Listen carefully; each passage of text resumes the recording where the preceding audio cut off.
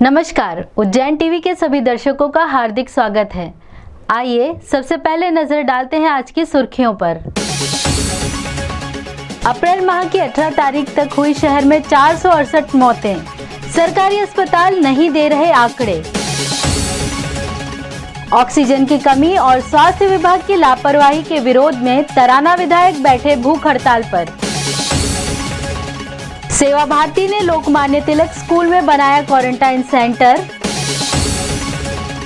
फल और सब्जी विक्रेताओं को दी गई फेरी लगाने की छूट। और कृषक ने की जहरीला पदार्थ खाकर आत्महत्या, कारण अज्ञात, जांच में जुटी पुलिस।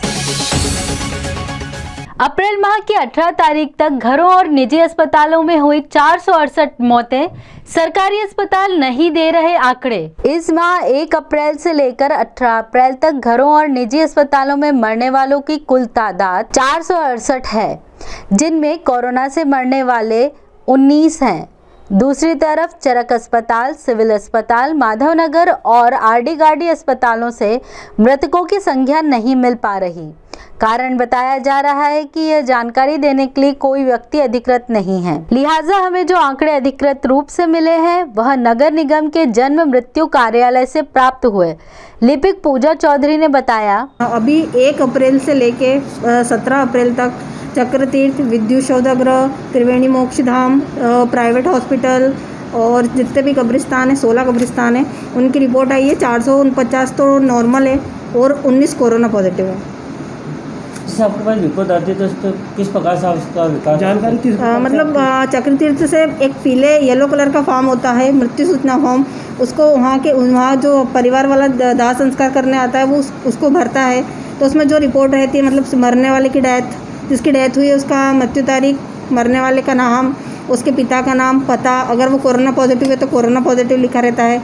वो जैसे अगर वो हार्ट अटैक से मरता है, शुगर से मरता है या लकवा, जो भी है उसमें पूरा डिटेल भरा रहता है। हम उसी के आधार पे हमारे यहाँ के जो रजिस्टर है, हम एक रजिस्टर मेंटेन करते हैं मृत्यु पंजीयन का, उसी के आधार पर हम उसका पंजीयन करते हैं। और कब्रिस्तान के इसमें भी यही पीले फॉर्म की सूचना आती है, मतलब हमारे पास, हम उसी के आधार पर पूरा रिकॉर्ड मेंटेन करते हैं। शहर में ऑक्सीजन और स्वास्थ्य सेवा की कमी के चलते तराना के विधायक महेश परमार बैठे भूख हड़ताल पर। वैश्विक महामारी के चलते उज्जैन में ऑक्सीजन की कमी और समय पर स्वास्थ्य विभाग द्वारा इलाज नहीं मिलने पर लोगों की मौतें हो रही हैं, जिसको लेकर कांग्रेस विधायक महेश परमार स्थानीय टावर चौक पर अंबेडकर प्रतिमा के समक्ष भूख हड़ताल पर बैठ गए। उनका कहना है कि प्रदेश के मुख्यमंत्री उनकी आवाज सुनने को तैयार नहीं। उन्होंने कहा कि इस समय मध्य प्रदेश सरकार के कैबिनेट मंत्री डॉक्टर मोहन यादव की आवश्यकता उज्जैन जिले में निवास कर रही जनता को है, लेकिन पिछले 4 दिनों से उनका उज्जैन में नहीं होने का क्या कारण है? मध्य प्रदेश सरकार उज्जैन की जनता के साथ छलावा कर रही है, क्योंकि उज्जैन में सभी हॉस्पिटलों में मरीजों को एडमिट करने के लिए जगह नहीं बची और ना ही नए ऑक्सीजन प्लांट प्रारंभ किए गए। भूख हड़ताल के दौरान अपर कलेक्टर जितेंद्र सिंह चौहान ने भी विधायक परमार से चर्चा की। हमारी मुख्य मांग है, आपके सामने पूरी स्थिति है, सोशल मीडिया के माध्यम से, प्रिंट मीडिया, इलेक्ट्रॉनिक मीडिया ने तो पूरी तस्वीर आपके सामने है। आज हम देखते हैं कि पूरे उज्जैन और मेरे विधानसभा क्षेत्र तराना में क्या स्थिति, कोरोना के कारण जो मौतें हो रही है आपके सामने, ऑक्सीजन की कमी के कारण, बेड की कमी के कारण, इंजेक्शन की कमी के कारण और अव्यवस्थाओं की कमी के कारण पूरे तरह चारों तरफ कोहराम मचा हुआ है, कोई सुनने वाला नहीं है। मध्य प्रदेश के मुख्यमंत्री जी, जब वो पूर्व मुख्यमंत्री तो कह रहे थे कि ये मामूली से सर्दी जुकाम है, कोरोना नहीं, डरो ना है, तो आज क्यों घड़ियालू आंसू बह रहे हैं? जब पिछले 1-1.5 साल पहले महामारी आई थी, WHO ने इनको आगाह किया कि इसका सेकंड लहर बहुत ज़्यादा खतरनाक आएगी। आपने उस समय कहा कि हमने मध्य प्रदेश में 7 ऑक्सीजन प्लांट के भूमि पूजन किया, तो आज तक क्यों चालू नहीं हुआ? आप देख रहे हैं पूरे उज्जैन जिले में कहीं भी रात को 2 बजे किसी निजी अस्पताल या कहीं भी सरकारी अस्पताल से फ़ोन आता है कि ऑक्सीजन खत्म होने वाली है आधे घंटे में, तो उनके परिजन बेचारे 2-2, 3-3 परिजन भागते हैं। तो ऑक्सीजन की कमी, बेड की कमी, पर्याप्त दवा की कमी, इंजेक्शन की कमी और कालाबाजारी जो चल रही है। और इस समय हमारा सिर्फ ये उद्देश्य है कि सरकार को, मुख्यमंत्री जी को जगाएं। मुख्यमंत्री जी सिर्फ झूठ बोलते हैं। पिछले 1 महीने से हमने खूब धैर्य रखा, खूब सुझाव दिए, लेकिन कहीं विपक्ष को जोड़ना नहीं चाहता है और इनकी नाकामी और इनकी गलती के कारण, इनकी अव्यवस्था के कारण लोगों की जान जा रही है। विधायक जी की जो मांग थी, उनका कहना था कि जितने भी ऑक्सीजन की आपूर्ति, बेड की उपलब्धता और इंजेक्शन जो मेडिसिन है उसकी उपलब्धता के संबंध में उन्होंने अपनी मांग रखी है। और ये उसमें कहा है कि जितनी आवश्यकता है उसकी तुलना में यहाँ पर कम हो रहा है, तो उनकी वो संख्या बढ़ाई जाए। तो सभी लोग अवगत है, माननीय विधायक जी भी अवगत हैं कि जो संख्या है वो निरंतर उसमें मरीजों की बढ़ती जा रही है। उसके अनुसार शासन प्रशासन और सरकार भी अपने निरंतर उसमें प्रयास कर रहे हैं और बड़ी तेज़ी से यहाँ पर जो बेड की उपलब्धता है वो भी बढ़ाई जा रही है, ऑक्सीजन की आपूर्ति है वो भी बढ़ाई जा रही है, और साथ में जो इंजेक्शन और जो मेडिसिन की जो मरीजों के लिए आवश्यक है उसको भी निरंतर रूप से बढ़ाया जा रहा है। कोशिश यही है कि कहीं किसी को कोई कमी ना आना दी जाए और जहाँ पर प्राथमिकता हो वहाँ पर प्राथमिकता से इसकी आपूर्ति की जाए। सेवा भारती द्वारा स्थानीय लोकमान्य तिलक विद्यालय में क्वारंटाइन सेंटर की गई स्थापना।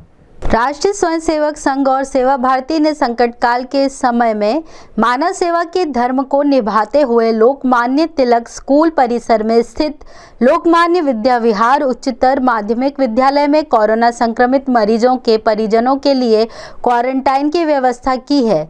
यहां वे लोग अपना पंजीयन करा सकते हैं जिनके परिवार का कोई सदस्य संक्रमित है और उन्हें रहने की कोई उचित व्यवस्था नहीं है। सेवा भारती के राकेश शर्मा ने बताया कि विद्यालय परिसर में लगभग 22 कमरे हैं, जिनमें प्रत्येक कमरे में 4 बेड की व्यवस्था की गई है। लगभग 50 लोग आसानी से रह सकते हैं। यहाँ क्वारंटाइन हुए लोगों के खाने की व्यवस्था भी सेवा भारती की ओर से की जाएगी। इसके लिए आने वाले व्यक्ति को अपनी कोविड टेस्ट की नेगेटिव रिपोर्ट बतानी होगी। साथ ही विद्यालय परिसर में भी उसकी कोविड जाँच की जाएगी। 8-8 घंटे की 3 शिफ्ट में सेवा भारती के कार्यकर्ता ड्यूटी देंगे, जिनमें एक महिला और 2 पुरुष कर्मचारी होंगे। इनके साथ एक डॉक्टर और एक नर्स भी मौजूद रहेंगे। लोटी स्कूल में क्वारंटाइन होने के लिए सुबह 9 से 12 और शाम 4 से 7 बजे तक संपर्क किया जा सकता है। गुरुवार को विद्यालय परिसर को सैनिटाइज किया जाएगा। 1-2 दिन में यहाँ सेवाएं शुरू की जाएंगी। सर, ऐसे परिवार जिनके घर में कोई व्यक्ति संक्रमित हो गया है, बाकी लोगों को घर में रुकने की व्यवस्था नहीं है, उन लोगों को हम जांच के साथ में उनकी नेगेटिव रिपोर्ट लेंगे और उन लोगों को हम यहाँ पे रुकवाएंगे। वो बिल्कुल निःशुल्क रहेगी। उनके रुकने की, खाने पीने की, नाश्ता की व्यवस्था पूरी हमारे द्वारा यहाँ पे की जाएगी। और सुबह 6:30 बजे से उनकी दिनचर्या चालू होगी। दिन में योगा भी होगा और चाय नाश्ता भोजन जो भी होगा पूरी व्यवस्था की है हमने उन लोगों के लिए। कितने रूम है यहाँ पर और कितने लोगों यहाँ पे 22 रूम हैं और हमने 50 लोगों के रुकने की व्यवस्था भी यहाँ पे की है। जैसे उसकी संख्या बढ़ेगी अगर तो हम और बेड बढ़ा देंगे। कोरोना संकट काल में ड्यूटी के दौरान कोरोना संक्रमण से शहीद हुए टीआई यशवंत पाल को पुलिस विभाग ने दी श्रद्धांजलि। उज्जैन के पुलिस लाइन स्थित शहीद स्मारक पर पिछले वर्ष कोरोना संकट काल में ड्यूटी के दौरान संक्रमण की चपेट में आकर शहीद हुए तत्कालीन नीलगंगा थाने के थाना प्रभारी यशवंत पाल को कलेक्टर आशीष सिंह और पुलिस अधीक्षक सत्येंद्र कुमार शुक्ल ने पुष्प अर्पित कर श्रद्धांजलि दी। उज्जैन कलेक्टर ने दिवंगत यशवंत पाल की सेवाओं को नमन करते हुए उनके परिवार के प्रति अपनी संवेदनाएं व्यक्त की और हमेशा उनके साथ खड़े रहने का आश्वासन भी दिया। ठीक 1 साल पहले नीलगंगा थाना प्रभारी श्री यशवंत पाल जी का कोरोना से दुखद निधन हुआ था। पहली पुण्यतिथि है और जिसके लिए श्रद्धांजलि का छोटा सा कार्यक्रम रखा गया है। निश्चित रूप से जो पहली लहर कोरोना की थी उसमें उस समय जो डर का माहौल था आज की तुलना में हज़ारों गुना ज़्यादा था और उस समय फ्रंट लाइन वॉरियर बन के जिस तरीके से सभी ने अपनी अपनी भूमिका ख़ासतौर पर पुलिस में और दूसरे महकमे के लोगों ने अदा की थी, उसकी जितनी प्रशंसा की जाए कम है। और ये श्री यशवंत पाल जी जैसों का बलिदान ही है जिसके कारण हम लोग कोरोना की पहली जंग को जीत पाए थे। और अभी की जो ये लहर है ये इससे ज़्यादा खतरनाक है। सभी को बहुत सावधानी बरतने की आवश्यकता है और ज़्यादातर लोगों का तो वैक्सीनेशन जो है वो हो गया है। बाकी जो हमारे फ्रंटलाइन वर्कर्स हैं मैं सभी से अपील करूंगा कि कृपया अपना वैक्सीनेशन ज़रूर करा दें और आप लोग अगर सुरक्षित रहोगे तभी हमारा प्रदेश और देश सुरक्षित रहेगा। साथ ही उज्जैन पुलिस अधीक्षक सत्येंद्र कुमार शुक्ल ने पुलिस लाइन में पुलिस कर्मियों के लिए निर्माणाधीन जिम को शहीद यशवंत पाल के नाम समर्पित करने की घोषणा की। आज से ठीक 1 वर्ष पूर्व हमारे साथी निरीक्षक श्री यशवंत पाल को हमने कोरोना की जब प्रथम लहर थी उसमें लड़ते हुए अपने प्राणों की आहुति उन्हें दी थी। आज हमने उनको श्रद्धापूर्वक नमन किया है और उनकी स्मृति में जो हमारे यहाँ का एक नया जिम्नेजियम है उस जिम्नेजियम को हमने उनके नाम पर उद्घाटन अभी जो निर्माणाधीन है उनके नाम पर उसको जिम्नेजियम को समर्पित किया है। और इस अवसर पर मैं सिर्फ इतना कहूँगा कि कई सारे हमारे साथी हैं जिन्होंने कोरोना के साथ लड़ते हुए अपने प्राणों की आहुति दी है। निश्चित तौर पे आज अगर सड़क पे पुलिस खड़ी है तो आपकी सुरक्षा के लिए खड़ी है, आम जनता की सुरक्षा के लिए खड़ी है। इस अवसर पर मैं सबसे अपील करता हूं कि पुलिस को सहयोग करें। कंप्लीट लॉकडाउन के चलते फलों के थोक एवं खेरची व्यापारियों के आंखों के सामने है अंधेरा, सामान सड़ रहा है और सामने है रोजी रोटी का संकट। कंप्लीट लॉकडाउन मतलब स्टैचू, जो जहां है वो वहीं बुद्ध की तरह थम जाएगा। जिसके पास सूखा माल है उसका माल तो जस का तस पड़ा रहेगा, मगर गलने सड़ने वाले माल के थोक व्यापारियों के सामने तो नुकसान का संकट है। शहर के थोक व्यापारी सांसद में हैं कि फलों को सड़ने से कैसे बचाएं। हमें तो बहुत परेशानी आ रही है, बहुत दिक्कत आ रही है। हमसे कई लोग जुड़े हुए हैं, हजारों लोग जुड़े हैं, बेचारे मासाखोर जो ठेले में माल ले जाते हैं हमसे, अब ले जाके माल बेचेंगे बाबूजी, उनके ठेले बंद कर रहे हैं बाबूजी, और उनको मार भी रहे हैं बाबूजी। आपके यहाँ पे आपको क्या दिक्कत है? ये हमें दिक्कत इस बात की आ रही है बाबूजी कि यहाँ का हमारा लाखों रुपए का माल आता है, ट्रकों में माल आता है, माल अगर ये नहीं बिकेगा माल सड़ जाएगा बाबूजी, हमारा लाखों रुपए का नुकसान। इसमें सब बाबूजी तरबूज है, आम है, अंगूर है, सब चीज़, फल टोटल फल तो मालूम है कच्चा धंधा बाबूजी है। तो गर्मी कैसी पड़ रही है, अगर एक दिन रोक लेते हैं माल तो माल सड़ जाता, फेंकने तरीका हो जाता बाबूजी माल। दूसरी तरफ खेरची का धंधा करने वालों के सामने रोजी रोटी का संकट है। बाल बच्चों के लिए रोटी का इंतजाम कैसे करें? सर जी, जब से लॉकडाउन लगा है हमारी स्थिति बहुत ख़राब हो गई है। ऐसी स्थिति हो गई है कि हमारा माल इतना सड़ रहा है कि 2 रोटी भी कमाने में हमें जोर आने लग गया। अब इतना माल सड़ रहा है, आपने वीडियो करी है माल की, आपने देखा है माल पूरा। इसमें तरबूज है, खरबूजा है, आम है, सब ख़राब हो रहा है क्योंकि बाहर ठेला भी लगाने दे रहा है हमें, तो मार इतना रहा है, पुलिस वाले भगा रहे हैं, बोले ठेले भी मत लगाओ। अब क्या करें हम? क्या मांग है आपकी? हमारी मांग है थोड़ी छूट तो दो हमें फ्रूट बेचने की, कुछ तो बेचें हम, घर चलाना है, घर की स्थिति भी ख़राब है। नगर निगम में जो व्यापारी पास बनवाने आ रहे हैं, इन्हें कोई यह बताने वाला नहीं कि पास कहाँ बन रहे। सर, मेरी 5 नंबर नाके पे दुकान हैगी और मैं यहाँ 2-3 दिन से मतलब परेशान हो रहा हूँ। मतलब 2 दिन का जो लॉकडाउन है 2 दिन से, उस वजह से तो वो होम डिलीवरी के लिए मतलब पास बनवाने आया हूँ। यहाँ पर अधिकारियों ने मतलब छोटे मोटे जो भी अधिकारी हैं वो कागज़ पे नाम लिख के ले गए हैं, वो बता नहीं रहे कब बनेंगे कब नहीं बनेंगे। हम लोग इसलिए पास यहाँ पे हम गए थे, कलेक्टर ऑफिस के कुछ पासेस अवेलेबल हो जाए तो उन्होंने यहाँ पे भेजा हम लोगों को ग्रांड होटल पे। अब यहाँ पे कोई एडमिनिस्ट्रेटिव बंदा नहीं है कि जो हम लोग से बात कर सके। दिक्कत वो हो रही है, यहाँ पे भी गए तो वहाँ गेट के बाहर ही सब लोग खड़े थे हम लोग, फिर वो जैसे तैसे मालूम पड़ा तो हम लोग इधर अंदर आए।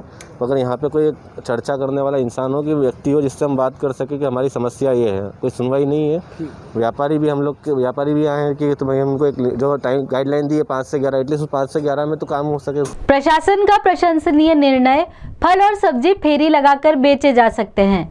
किसी भी प्रकार के कर्फ्यू पास की नहीं होगी जरूरत। प्रशासन का एक काबिले तारीफ फैसला उन सब्जी फल बेचने वालों के लिए उम्मीद की किरण बनकर आया जो गली गली फेरी लगाकर फल सब्जी बेचते हैं। प्रशासन के फैसले के मुताबिक वे सुबह 7 से 11 बजे तक फेरी लगाकर व्यापार कर सकेंगे, मगर उन्हें एक ही स्थान पर खड़े रहने की अनुमति नहीं होगी। इस बाबत सहायक निगम आयुक्त सुबोध जैन ने बताया।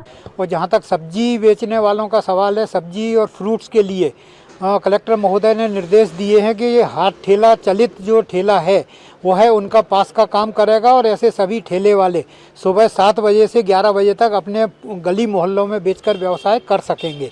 यदि यह लोग किसी एक जगह खड़े होकर या था जैसे फ्रीगंज में या छत्ती चौक या दौलतगंज में खड़े होकर व्यवसाय करेंगे तो इन पर दंडात्मक कार्रवाई की जाएगी। नगर निगम परिसर में लगाए जा रहे हैं टीके, टीकाकरण प्रभारी ने दी जानकारी। नगर में वार्ड बनाए गए टीकाकरण केंद्रों के अलावा नगर निगम परिसर स्थित भवन की दूसरी मंजिल पर भी टीकाकरण केंद्र बनाया गया है।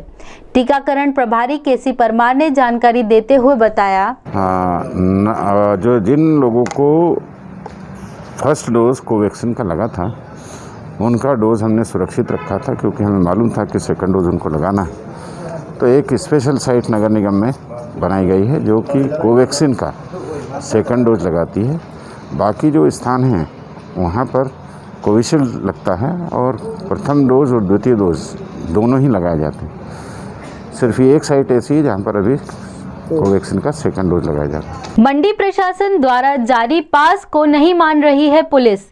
मंडी स्टाफ नहीं पहुंच पा रहा है अपने कार्यस्थल पर। प्रशासन ने घोषणा की थी कि मंडी लॉकडाउन में भी चालू रहेगी और उसका काम यथावत चलता रहेगा। मंडी प्रशासन अपने कर्मचारियों, तुलावटियों और हम्मालों को कर्फ्यू पास जारी करे ताकि वे कर्फ्यू में भी अपने काम पर आ जा सकें, मगर मंडी प्रशासन के द्वारा जारी पास को पुलिस मान्य नहीं कर रही। फलतः मंडी कर्मचारी, तुलावटी और हम्माल अपने काम पर नहीं जा पा रहे। हम साहब यहाँ पे हम्माली करते हैं और हमें आने में दिक्कत पुलिस रोकती है, कम से कम 10 जगह पुलिस रोकती है साहब। और यहाँ पे क्या है, हम्मालों के कार्ड वार्ड कुछ भी नहीं है और कम से कम 300-400 आदमी यहाँ पे काम कर रहे हैं। खेतिहर कृषक ने जहरीला पदार्थ खाकर की आत्महत्या। पुलिस ने मामला दर्ज किया, जांच में जुटी। घोर निराशाओं के इस दौर में आए दिन आत्महत्याओं की घटनाएं घटित हो रही हैं। ऐसा ही एक हादसा थाना महाकाल के अंतर्गत रंजीत नगर नागा तलाई में हुआ। यहाँ रहने वाले मानसी उर्फ नाना ने जहरीला पदार्थ खाकर आत्महत्या कर ली। हादसे की वजह से अनभिज्ञता जताते हुए मृतक के भतीजे प्रदीप ने बताया, पता नहीं है तो क्या फांसी क्या कुछ खाया है, अब क्या मालूम क्या खाया है। थाना महाकाल के एसआई भूपेंद्र चौहान ने कहा कि मामले की जांच चल रही है। ये मानसिंह उर्फ नाना, पिता मायाराम हैं, ये खेती किसानी वाले। अब इनके द्वारा कोई जहरीला पदार्थ खा लिया गया है। कल की तारीख में खाया था, किंतु अभी मामला क्या है कुछ स्पष्ट अभी जांच में पता चलेगा। इनके परिजनों से भी पूछताछ होना शेष है। अभी तो प्रारंभिक कार्रवाई चल रही है, जांच के बाद ही आपको कुछ स्पष्ट बताया जा सकेगा। हमारे शहर के कोविड से बिगड़ते हालातों पर नगर के प्रतिष्ठित चिकित्सक नागरिकों को दे रहे हैं निरंतर हिदायतें। आइए देखते हैं उनकी सलाह। नमस्कार, मैं डॉक्टर S.K. जेथलिया, नाक कान गला रोग विशेषज्ञ, उज्जैन। जैसा आप और हम सभी जानते हैं, अभी हमारा देश बहुत ही बड़ी मुसीबत झेल रहा है। हम सभी कोविड-19 या कोरोना की महामारी की चपेट में हैं और इस महामारी में सबसे जो ज़रूरी चीज़ है वो अपने आप का बचाव रखना, क्योंकि एक बार अगर बीमार हुए तो संसाधनों की बहुत कमी अभी हो रही है। जैसा हम सभी देख रहे हैं कि प्रतिदिन से हज़ारों में मरीज़, लाखों में मरीज़ सामने आ रहे हैं। तो ज़रूरी है कि हम अपना बचाव करके रखें। हम सभी मास्क का उपयोग करें। मास्क ही सबसे ज़रूरी चीज़ है। साथ ही हम अपने हाथ बार बार सैनिटाइज करें और सोशल डिस्टेंसिंग का ध्यान रखें। साथ ही अभी जैसे उज्जैन में या बाकी जगहों पर भी लॉकडाउन का सरकार ने घोषणा की है, उसका हम अक्षर से पालन करें और सरकार को इस कार्य में हम अपनी तरफ से मदद दें। हम लोग घरों से बाहर नहीं निकलें और जहां बहुत ज़रूरी है वहीं हम घरों से बाहर निकलें। साथ ही वैक्सीनेशन के लिए भी हम दूसरों को प्रेरित करें, खुद भी वैक्सीन लगवाएं और दूसरों को भी इसके लिए प्रेरित करें। इसलिए इस महामारी से लड़ने का जो एकमात्र उपाय है कि हमारे यहाँ केस कम आने लगे और केस कम आने के लिए ज़रूरी है कि हम अपने आप को बचा कर रखें। जितना हम अपने आप को बचाएंगे उतना हम जल्दी इस महामारी से लड़ पाएंगे। इसके बावजूद किसी को सिम्टम्स होते हैं, कुछ भी परेशानी होती है, सर्दी हो, बुखार हो, खांसी हो, खराश हो, गले में दर्द हो, छाले हो, दस्त, उल्टी हो, तो वो व्यक्ति अपने आप को उसी समय आइसोलेट कर ले। जब तक जांच नहीं हो या कंफर्म नहीं हो जाए कि उसको कोविड नहीं हो, उसने अपने आप को आइसोलेट कर लेना है। इससे भी हम बीमारी के फैलाव को रोक सकते हैं। तो मेरा आप सबसे यही निवेदन है कि हमेशा मास्क का उपयोग करें, सोशल डिस्टेंसिंग रखें और अपने हाथों को बार बार सैनिटाइज करें, वैक्सीनेशन लगवाएं और सरकार की कोरोना गाइडलाइंस का पालन करें। भीड़ भाड़ वाली जगहों से बचें। अपने यहाँ कोई ऐसा भीड़ वाला कार्यक्रम नहीं करें, न ही भीड़ वाली जगहों पे जाएं। इस बात का विशेष ध्यान रखें। धन्यवाद। एक नजर डालते हैं वैधशाला से प्राप्त मौसम के आंकड़ों पर।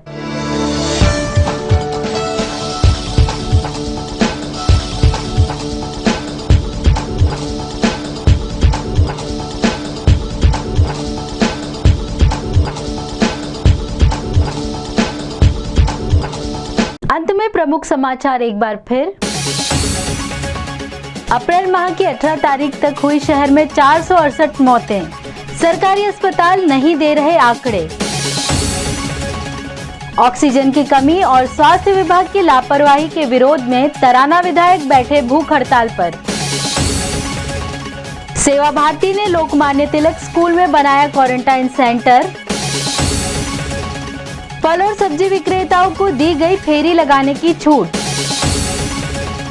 और कृषक ने की जहरीला पदार्थ खाकर आत्महत्या, कारण अज्ञात, जांच में जुटी पुलिस। तो ये थे आज के प्रमुख समाचार। ऐसे ही ताज़ा खबरों के लिए देखते रहिए उज्जैन टीवी। उज्जैन टीवी का यूट्यूब चैनल लाइक और सब्सक्राइब करना ना भूलें। नमस्कार।